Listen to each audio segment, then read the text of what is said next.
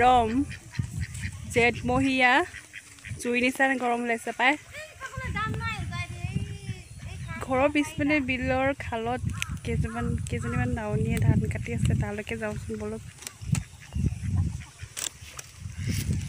তাহাঁতক সুধোগে কেনেকৈ ইমান গৰমত ধান কাটিছে ৰ'দত এইফালে চাব পাৰে ইমান ধুনীয়া প্ৰাকৃতিক পৰিৱেশ আৰু বাপৰে বোকা বোকা পানী বোকা পানীতে গৈছোঁ আৰু সুধিবলৈ তাহাঁতক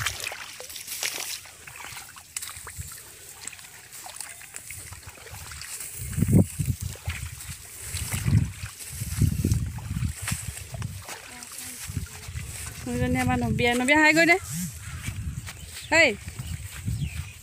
নকয় খং উঠি আছে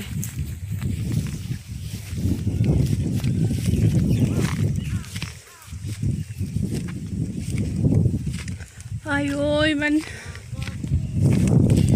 ধুনীয়া ধান পুৰা গুটি হৈছে ধানখিনি বাপৰে ভালেই হৈছে পানী অহা আগে আগে চপাই ল'ব ৰাইজে খেতি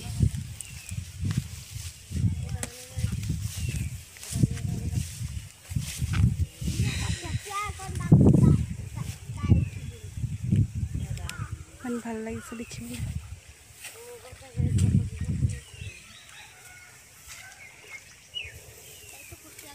এইফালে বিলৰ খালত ধান কাটি আছে বাপৰে পৰিছিলোঁ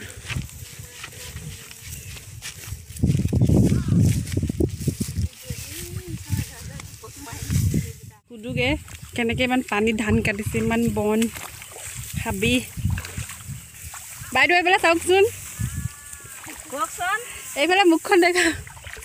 কি ধান কাটিছে বড়ো ধান কাটিছোঁ বড়ো ধান অঁ কেনেকৈ ইমান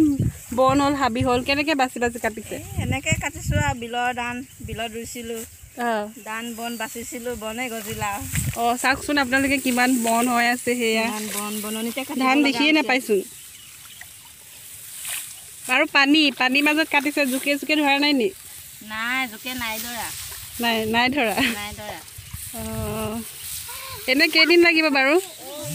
4-5 দিনমান লাগিব বাপৰে এডৰা মাটি যে এডৰাতে ইমান সময় লাগিব অঁ বনোৱাৰ কাৰণে লাগিব আৰু 4 দিনমান অঁ ঠিক আছে বাৰু ইমান পানী এইবোৰ কি জহনী পানী নে কি বৰষুণৰ পানী এইবোৰ বৰষুণৰ পানী অঁ আজিকালি জেঠ আহাৰত বৰষুণ ধান